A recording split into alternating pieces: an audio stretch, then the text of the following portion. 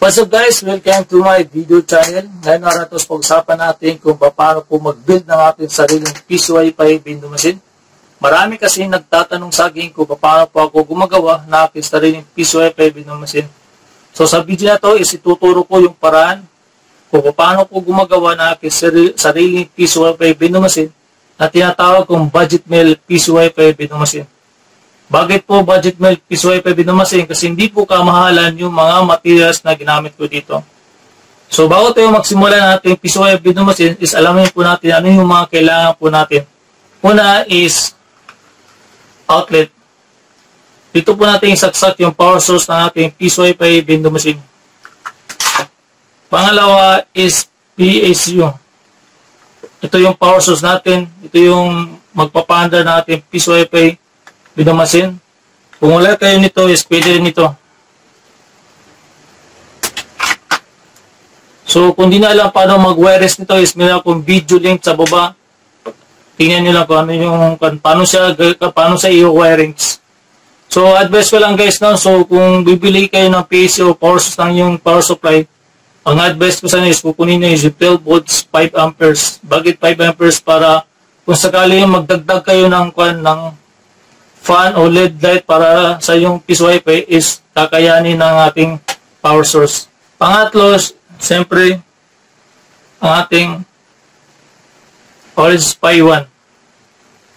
So, kumbaga sa computer, ito po yung motherboard ng ating PCIe window machine.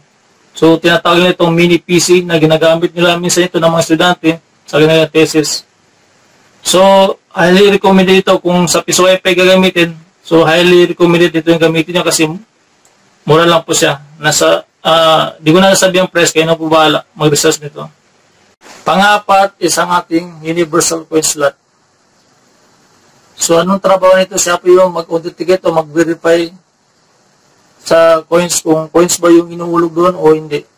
So, siya rin magbibigay ang signal sa ating Orange Pi 1 kung magkano yung value o coins yung inulog dito.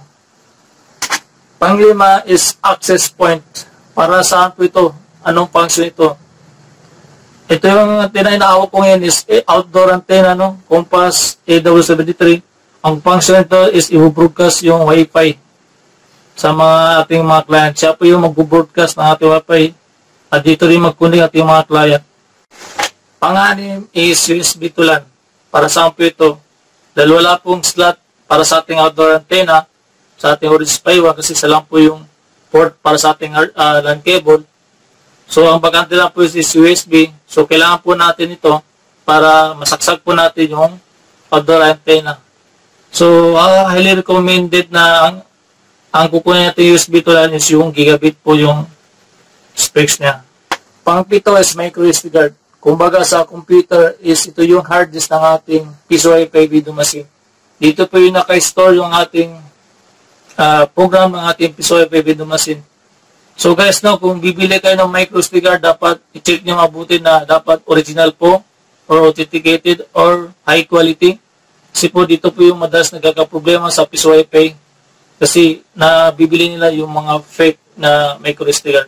Pangwalo is buck converter. 5 volts, 3 ampere. Para saan po ito? Ito po yung magbibigay ng power source sa ating Orange Pi 1. Kasi ang Orange Pi 1 natin is 5 volts yung kailangan niya. So, kailangan natin ng buck converter na 5 volts, 3 ampere. Kasi yung 12 volts natin power source is i-convert niya to 5 volts para mapagana natin at ang ating Orange Pi 1. Ang Xiam is Dupont wire. Para saan po ito? Para ma-connect natin yung wire sa ating Orange Pi 1 is kailangan po natin ito. Saan ito isakta? Sa pins na ating Orange Pi. Ito ilalagay.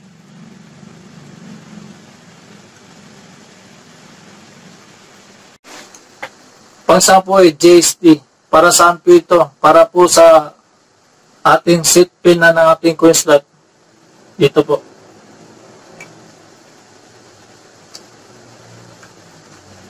Ano po yung function ng seat pin? Ito po yung mag-set on and off na ating coin slot. Kumbaga, Kung ipipindutin yung insert code is hindi po siya tatanggap ng coins. Kung pipindutin yung insert code is tatanggap po ng coins. Pang 11, female jug. Dito natin nilagay yung mga wires para maging malinis yung pag-build natin. So, sana natin isasag dito po sa ating power source.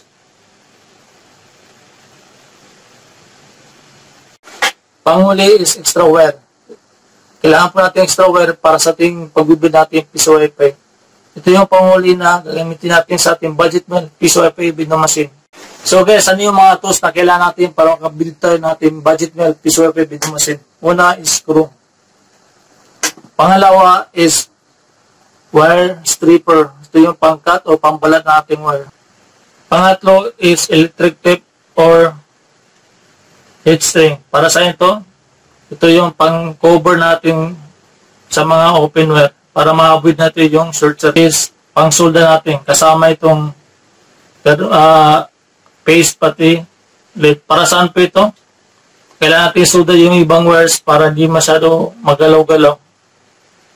Pangapat is micro SD card reader. Para saan po ito? Ito yung gagamitin natin pang-plus ng ating micro SD card para malagay natin ng software ang ating budget mill piso Wi-Fi build machine. So kung paano po mag-plus ng ating software para sa ating piso Wi-Fi build machine is meron ako video link below. Pag-check lang po kung paano siya ginagawa.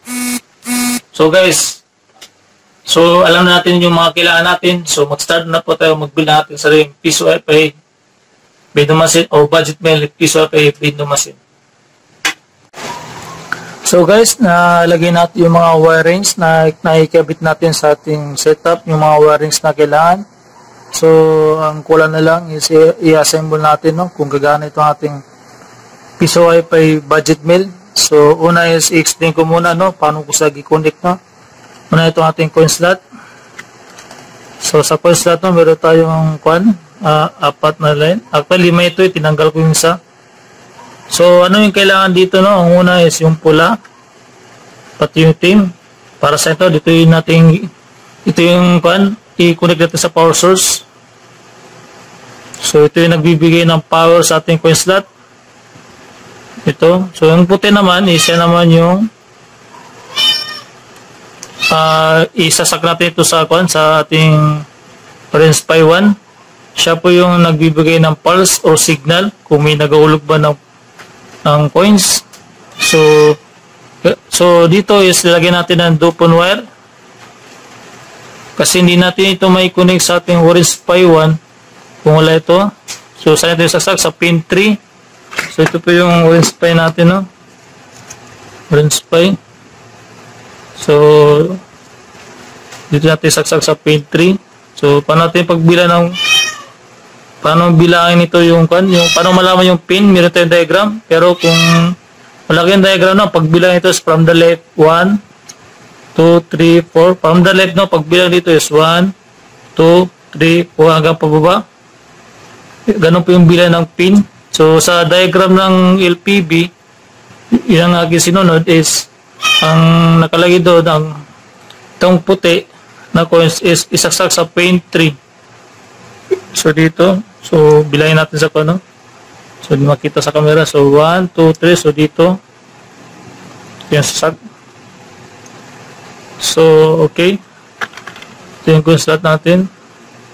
Sunod naman is yung ating set pin. Ito yung GST. So ito i-connect natin sa ating Orange Pi 1. So ang kailangan natin yung pula lang, sa taas lang pula. Ito may wala na. So dahil kailangan natin isaksak ito sa Orange Pi 1, kailangan natin gumamit ng dopon wire. So ang tanong nyo, paano ito gi-connect, So gisolda ko po ito. Hindi gumamit ito ay string. So ito yung ating dopon wire. So ang purpose ng set is siya po yung magsiset ang on and off. Kumbaga tatanggap ba siya ng coin. So pag hindi maklik yung insert coin. So pag di na-click yung insert coin, hindi po gagana yung coins, hindi siya tatanggap ng coins. So ito ilalagay natin sa diagram ng LPB is nakalagay doon is sa pin 5. So dito, tingnan natin. So 1, 2, 3, 4, 5 dito. Dito. So, kung gusto nyo is meron tayong diagram abot sa pin ng Orange Pi 1 kung saan natin ilalagay. So, okay na. Lagyan natin yung mga kailangan natin sa coin slot. So, ito po yun. Ngayon, ang sunod is itong ating sana yan. Ito yung buck converter. So, buck converter, ito yung dito yung galing yung ito yung mag-convert ng 12 volts to 5 volts kasi ang kailangan ng Orange Pi 1 is 5 volts, 3 amperes. So, ang ginawa ko is naglagay ng wire. Gisold ako. So, ang positive pala dito nakalagay, no? Positive dito. Ito po negative. Meron itong diagram, no? Makita nyo sa Google. So, kung tingnan nyo is gisold ako, ang purpose niya is para hindi magalaw-galaw yung wire. So, dito is i-connect natin ito sa 12 volts. Tapos i-convert niya sa 5 volts. So, kailangan natin ang power cord. Saan yung power cord natin? Hanapin ko muna. So, ito. Ito yung power cord. Ito yung kailangan ng Orange Pi 1 para mapagana natin. So, isasak po natin. Okay. Sasak natin. Ngayon, isak po natin sa ating Orange Pi. Okay. From 12 volts, convert to 5 volts. So, mag-under nito. Para mapa-under nito is kailangan natin ng buck converter na 5 volts. So, ang iba is ginagamitan nila ng another power source. So, sa akin hindi na. Gumamit ako ng buck converter. Sunod is yung ating memory card or ito, hard disk. Parang hard disk nito kung sa computer. So, meron akong video tutorial, no? Paano natin i-reflash para malagay itong program. Ito ating, kung sa computer, ito yung operating system. Siya yung magbibigay ng function dito. Paano yung gagawin niya sa ating piso Wi-Fi. So, kung ngayon is na-replace ko na ito, may laman ito na software is LPB. So, ngayon, kung ang tanong is paano siya lalagay ng software o mag-flash is meron akong video tutorial dito sa below the link, sa video nito sa baba nito. So, i-check na lang yung link sa video na to. So, isasak na natin. Okay. Sa sunod is ang gagawin natin naman sunod is ang ating USB to LAN. So, para sa USB to LAN, dito natin i-connect ang ating access point. Kasi wala na slot para sa ating LAN cable. So, ang solusyon nito is magkaroon tayo ng USB to LAN para magkaroon na another LAN connection. So, isag natin. Okay na. Sa susunod naman is ang ating access point. So, ang gamit ko ngayon is Compass AW71. Sa mga nagtatanong na paano siya gawing AP or access point is meron akong tutorial. I-check nila yung link sa video na to, sa baba nito, kung paano siya gawing access point. So, ngayon is, ang gawin natin is isa po natin. Ito yung power source ng ating antenna, no? So, i-check nyo muna, no? Dapat nakasaksak dito is PUE. And then, isaksak po natin sa LAN. So, paano malaman yung LAN ito? I-check natin dito yung label. Kaso dito is LAN. Yung size 1. So, sa mga naka-experience ang sabi, yung saksak na dito sa 1, yung nagulog daw yung isang client is lahat yung nakakonect daw is nalagyan ng time. So, dapat ilagay saksak ito sa LAN. So, kailangan natin mapanda rito ating antenna. Dito naman is isasak po natin yung ang ating LAN cable. Ito yung magkukunik sa ating Orange Pi 1 sa ating USB to LAN. So, isak po natin. Okay. And then, isaksak ko sa wait lang, medyo magulo, no? So, iwalay ko muna, no? Masyado na magulo yung wirings natin. So, ito yung antenna, no?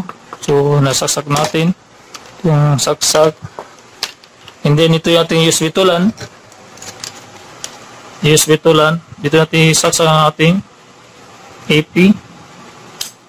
Okay. Ngayon, ang susunod naman is ang ating ISP. Internet Service Provider. So, ito ang ating ISP. Galing ito sa ating router na. So, ngayon ang tanong, saan ito isaksak? Dito sa ating yung bakante dito na USB to LAN. Ang ating LAN port. Dito natin isaksak yung ating internet. So, tandaan po natin dito ang internet. Dito po yung AP. So, dahil USB siya, kailangan USB to LAN. So, ito yung antena. So, ito yung antena. Ito yung mismo. Ngayon, susunod is ang ating power source. 12 volts and 5 amperes. So, kailan yung 3 amperes, 2 amperes. Pero sa akin, ang ginagamit ko is 12 volts, 5 amperes kasi may pagkakataon kasi naglagay ako ng LED light para sa gabi, no? Kailangan may ilaw rin kasi sa gabi. So, para hindi ako magkaroon ng power shortage is gagamit ako ng 12 volts 5 amperes. Okay? Ang susunod is ang ating female jack. So, dito natin i-connect yung mga wirings na ang wirings natin coin slot pati yung ating converter. So, gaya na sabi ko, ito yung kailangan natin sa ito yung magpapanda natin coin slot. Ito. Ngayon, ang next is ang ating bag converter. Sana yun? Ito. Ilalagay ko dito. Pula sa pula. Ito yung positive natin. Yung pula sa pula. So, advice ko na kung gumamit ka ng wirings, mas maganda yung may color code. So, para mas madali nating maintenance. Susunod is ating black and black. Ganyan. Okay, medyo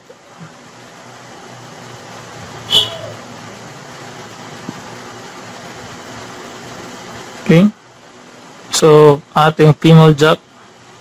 So, para natin malaman yung polarity nito is tingnan natin sa dito sa level. Medyo hindi maklaro sa camera. So, dito kasi ito yung positive sa left side, yung right side naman yung negative. So, yung pula yung ating positive. So, dito natin saksak. Okay. So, gamit tayo ng screw para malak. Okay.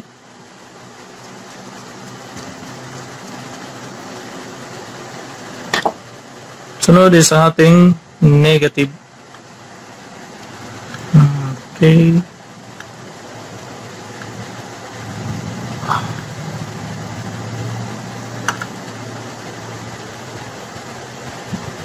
Share up natin.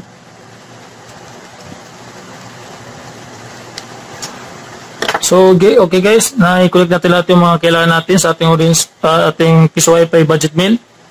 So, bago natin paanda rin, i-check po na natin kung tama yung connection natin. Yung slot natin. Kasaksak naman sa ating i-arrange ko muna, no, para hindi magulo. So, nakasaksak yung ating ito yung puti, ito yung coin slot. Ito yung naman yung set pin, itong itim. Galing po yan sa ating coin slot. Sunod ang ating back converter. Hindi nakasaksa yung power cord sa ating orange Pi 1. Kalagay yung ating SD card o micro SD card, no? Ito yung kung masabot ito yung hard disk. Hindi natin yung USB to LAN, nakasaksak na rin. USB to LAN, ito yung antena. Ito yung ating ISP. So, dito check natin, no? So, tama, PUE, from PUE to antenna, no? And then, LAN to ating USB to LAN. Ngayon is, try natin panda rin, no? So, check ko natin yung wirings, no? Kung walang open wire, para walang avoid short circuit. So, bago yung mag-start na, double check na muna, no? Kung walang contact, baka kasi bigla pumutok. So, okay guys, no? So, panda rin mo natin yung PSU. Saksak muna dito, no? Okay. So, umanda natin yung PSU. Susunod is sasagin natin ang ating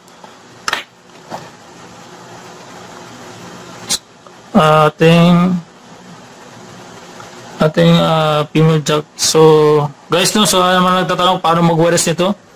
Meron na tayong link sa ating video sa baba, no. Check na lang kung paano siya mag-wires ng ganito klase ng power source. So, okay, start natin, ipanday natin. So, hopefully gumana guys, no. So, okay guys, gumana siya, no. Umaandar yung coin slot, umaandar na rin yung ating orange fiber. So, sunod is paandar natin ang ating access point, ang ating antenna. Saksa po natin. Okay, so umaandar na siya, umihilaw ito. Check natin yung antenna, pumihilaw din. Okay, umihilaw din. Ganyan. Okay. So, hintayin natin mag-loading, no. So, umihilaw ang ating orange fiber 1. Kita nyo, umihilaw. So, nakita, umihilaw na rin siya, no. So, naglo-load ang ating program.